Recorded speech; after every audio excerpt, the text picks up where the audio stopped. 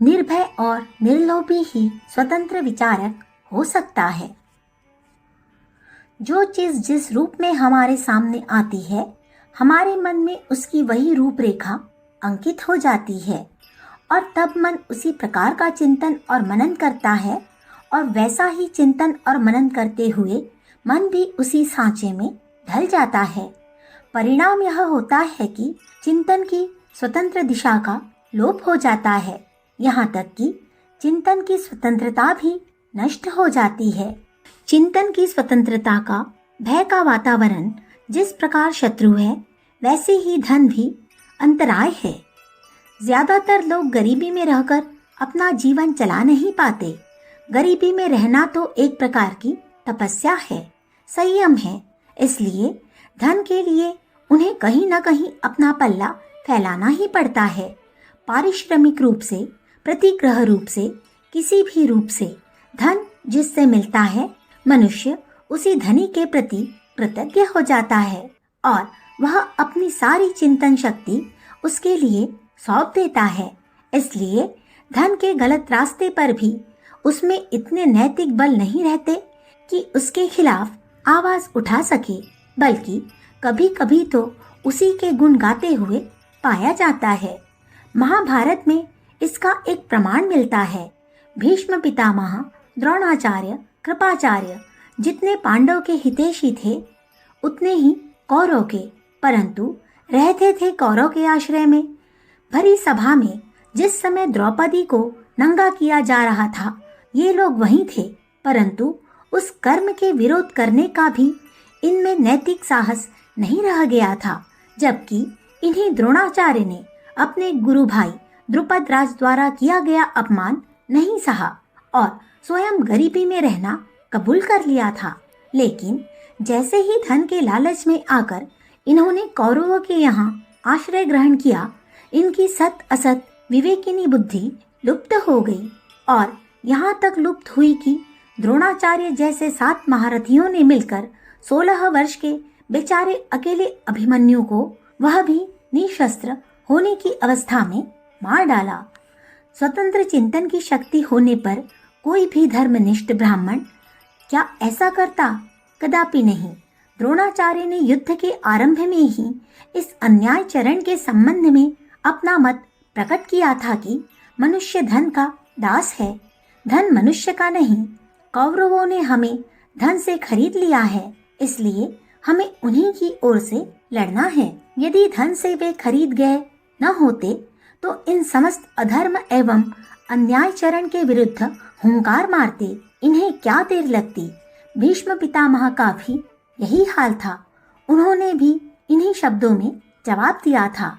इसलिए लोक में भी ऐसी कहावत है कि जैसा अन्न वैसा मन, अर्थात जिस व्यक्ति का अन्न खाते हैं उसका समर्थन करना ही होता है, क्योंकि तब वह मन स्वतंत्र विचार करने के लिए अयोग्य हो जाता है और वह अपने मालिक के प्रत्येक कार्य में गुण ही गुण देखता है और यदि कहीं अवगुण दिखाई भी देता है तो फिर उसके विरुद्ध बोलने की नैतिक शक्ति अपने में नहीं पाता। बिना नैतिक शक्ति हुए मनुष्य में स्वतंत्र विचार की शक्ति नहीं रहती। दलबंदी और पार्टी बंदियां स्वतंत्र विचारों का कैद खाना है, क्योंकि वे किन्हीं विशिष्ट स्वार्थों की पूर्ति के लिए बनाई जाती है।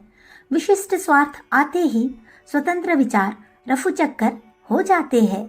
जब किसी विशिष्ट स्वार्थ को लेकर सरकारें बनाई जाती है तो तमाम स्वतंत्र विचारों को हथियाने की कोशिश की जाती है। भय या प्रलोभन, ये ही 2 हथियार हैं उन्हें हथियाने के।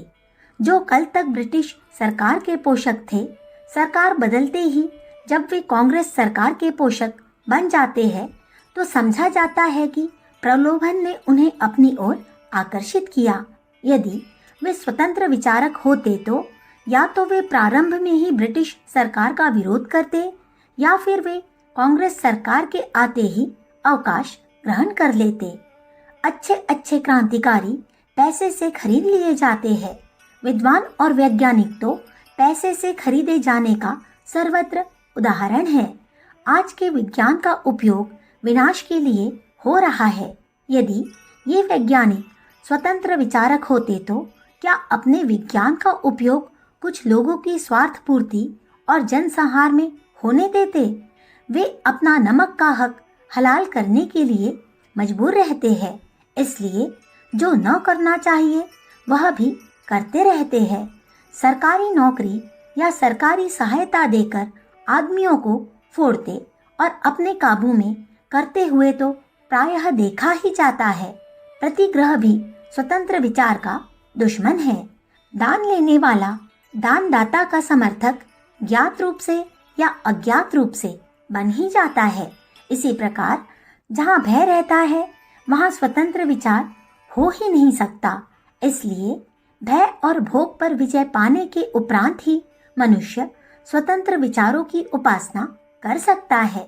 तब उसे नैतिक बल बढ़ाना पड़ता है और स्वयं को तपस्या की कष्ट सहने की आंच में तपने के लिए छोड़ना पड़ता है।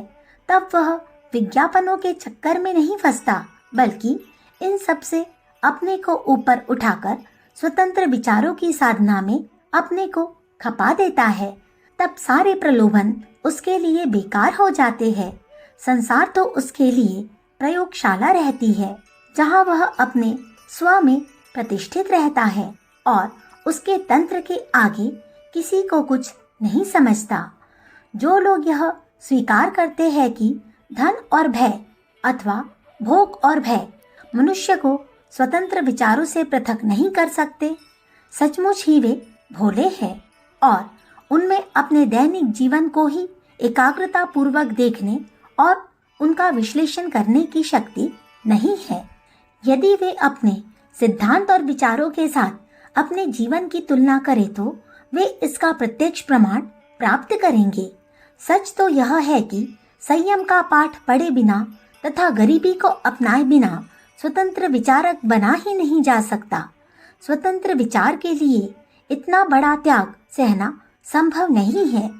इसलिए तो आज भारतवर्ष में विचार क्रांति नहीं हो रही और मानसिक गुलामी में सबके सब जकड़े पड़े हैं। अखंड ज्योति, फरवरी सन 1950, पृष्ठ संख्या 11-12। हमारे YouTube चैनल विचार क्रांति दूत अखंड ज्योति पत्रिका को सब्सक्राइब करें एवं अगली वीडियोस प्राप्त करने के लिए बेल आइकन दबाएं। धन्यवाद।